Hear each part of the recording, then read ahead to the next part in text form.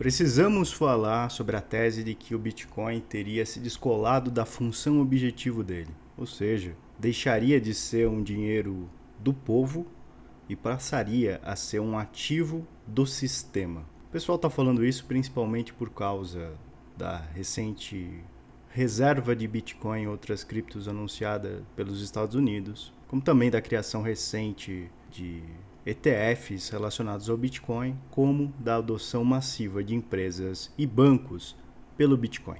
Eu quero propor aqui um pequeno exercício antes da gente começar de fato a argumentação de tudo isso. Vamos supor que de fato o Bitcoin tenha se tornado um ativo do sistema, que o sistema tenha o capturado. Cerca de 93,7% de todo o Bitcoin disponível, ou seja, 21 milhões, já foi previamente minerado, pelo menos até o momento que eu estou gravando esse vídeo. Em termos práticos, isso significa que os governos globais podem deter unicamente 6,3% de todo o Bitcoin disponível, ignorando, obviamente, as reservas que eles já têm. Hoje, o governo americano é o que mais detém Bitcoins. Vamos aos dados.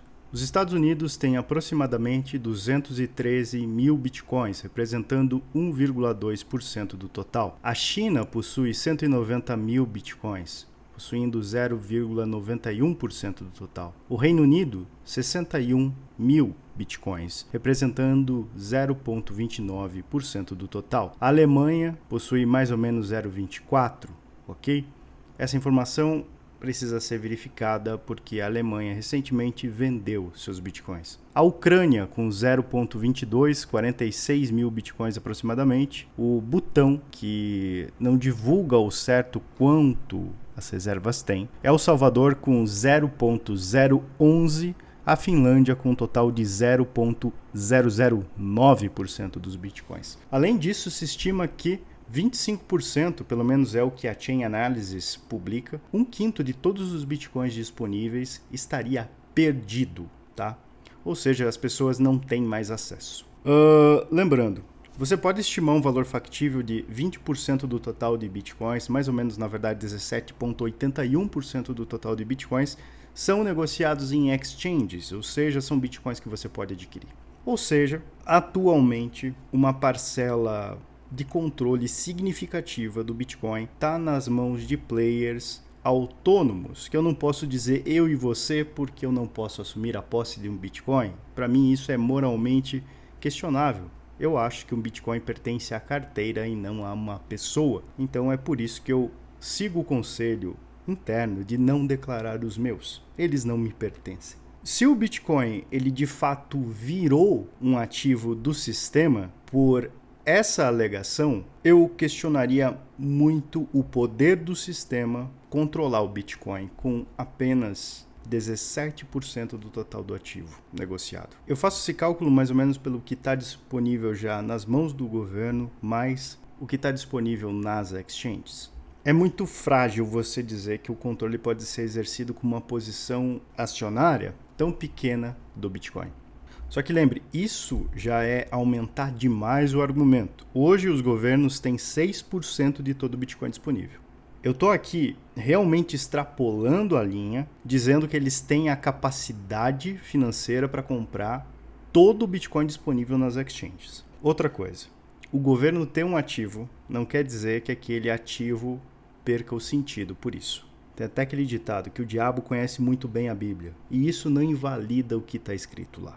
Se você quer saber, qualquer pessoa pode deter Bitcoin de caráter muito duvidoso ou uma pessoa muito honesta, e em si mesmo você não vai ter a prostituição do item por essa característica de quem o detém. Mais uma vez eu reforço aqui, na minha concepção, o Bitcoin é da carteira e não de uma pessoa. Por isso, eu sou contrário à ideia de declaração de ativos virtuais como um todo. Isso é, na verdade, tecnicamente incorreto.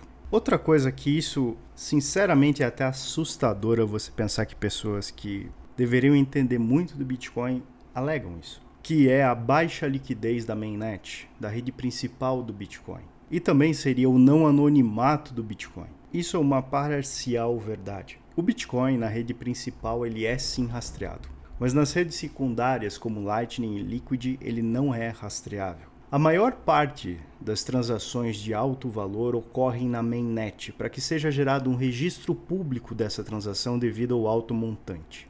Ou seja, para ambas as partes conseguirem auditar que aquele pagador é honesto. Todavia, você não precisa disso para pagar R$20 para um padeiro ou R$100 de uma conta no restaurante que você foi. Por isso, as redes secundárias detêm hoje a maior parte das transações anônimas e também a maior parte das transações de pequeno valor. Existe um motivo para você querer que uma transação seja rastreável e outro motivo para você querer que ela não seja rastreável. Criticar o Bitcoin com base somente na alegação de que as transações não são anônimas na rede principal quer dizer simplesmente que você deixou de estudá-lo ou estudou ele por determinado período de tempo e esqueceu todo o resto. Esqueceu o mais importante, que ele é mutável. A partir do momento que você ignora que as coisas podem mudar, que as coisas não são estabelecidas, na verdade, você está ignorando a própria realidade. Você está ignorando como as coisas aconteceram na história humana. É mais um argumento extremamente frágil. Muito disso que está acontecendo com o Bitcoin agora, a institucionalização, esse debate forçoso para derrubar o preço desse ativo, foi discutido lá no Ripple's Hub. Mas muito do que vai acontecer com o Bitcoin e da própria interpretação de governos e a interpretação social sobre o ativo está disposto no livro Soft War, escrito pelo major da Força Aérea Espacial Americana, Jason Paul Lowery. Nesse livro é basicamente discutido que a sociedade vai se reorganizar no meio de aproveitamento de energia. Hoje nós temos um grande problema que é a de reserva de valor trabalho. Hoje, por exemplo, se eu, Estevam, trabalho aqui na Ripples e vendo 10 mil offshores, se eu reservar esse valor em dólar, a própria inflação da moeda vai corroer esse valor trabalho que eu criei outrora. Todavia, se eu tenho um ativo não inflacionário, eu posso manter esse valor trabalho e até corrigir ele pelo valor criado. Isso é um conceito aristotélico de reserva de valor. É isso que mantém as coisas funcionando numa sociedade. A partir do momento que eu tenho o meu trabalho sendo corroído pela impressão massiva de dinheiro, pelo passar dos anos, pelo governo, pelos políticos, eu perco a confiança de que eu vou continuar criando valor da mesma maneira que eu criava no passado. E por isso eu tenho que fazer correções sucessivas de preço, alterações sucessivas de modelo de negócio. E principalmente eu preciso procurar cada dia mais um ambiente de negócios mais favorável. Ou seja, um ambiente de negócios que não seja regulado pelo governo. Isso não só tem a ver com trabalho, mas tem a ver com guerras também. Não sei se vocês sabem disso, mas vocês com certeza devem conseguir imaginar. É muito caro de se manter um exército. É muito caro de você fazer um porta-aviões andar milhares de quilômetros só para patrulhar determinado oceano. E esse custo pode ser melhor alocado se a competição entre governos se der na via computacional. Uma super guerra híbrida, vamos dizer assim. Essa tese é muito melhor explicada no próprio livro. E eu já discuti várias e várias vezes isso lá no Ripple's Hub. Eu não quero entrar muito a fundo nisso, senão o vídeo vai ficar muito extenso. Mas é muito provável que em menos de 5 anos você veja uma competição concisa de todos os países do mundo em torno do poder computacional despendido no Bitcoin, pela mineração, vamos dizer assim. Isso é plenamente possível, de que os estados modernos tentem capturar a mineração. Mas as sidechains, a Liquid, a Lightning já estão aí. E forks ainda são possíveis. O Bitcoin, ele não veio para destruir o estado, para destruir os grandes banqueiros que tentam capturar a tua vida. Mas ele veio para te dar uma força capaz de rivalizar com esses caras. A oportunidade de fazer com que o capital esteja na tua mão e não mais na deles. Talvez ele seja a maior redistribuição de riqueza da história. O problema em si não é a moeda fiduciária, porque o Bitcoin é fiduciário. O problema é quem emite essa moeda. O Estado roubou, o Estado capturou a tua vida, a tua empresa, o teu valor. O Bitcoin, no próprio protocolo, não pode fazer isso. É comum que você veja as pessoas dizendo que o Bitcoin acabou quando o preço dele cai, até aí tudo bem. Ou as pessoas que estão entrando agora dizer que o halving não vai impactar no preço. Mas até 2021 ninguém achava que o halving ia se repetir ad infinitum. E quando você pega lá atrás na comunidade, você tinha muito mais incertezas envolvendo o Bitcoin do que certezas. Nós nos acostumamos a lidar como o Bitcoin era lá no passado. E as novas gerações querem, com novas gerações eu falo quem está entrando agora, querem que ele seja um pleno desenho das expectativas interiores que eles têm. Nenhum ativo no mundo pode fazer isso. Nenhuma empresa no mundo pode fazer isso. E se você quer saber, nem você pode trilhar um plano perfeito. Se tem uma coisa que acontece com todos os planos, é que eles dão errado.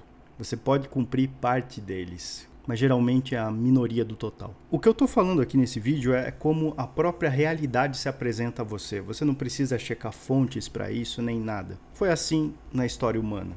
Os estados sempre tentaram se apoderar da sociedade. Esse espírito maligno do mundo sempre tentou se apoderar dessas iniciativas de liberdade. Com a popularização do Bitcoin tem muita gente falando dele. Muita gente despreparada, desqualificada e que fala só das suas próprias frustrações, sem conseguir observar a realidade como ela é.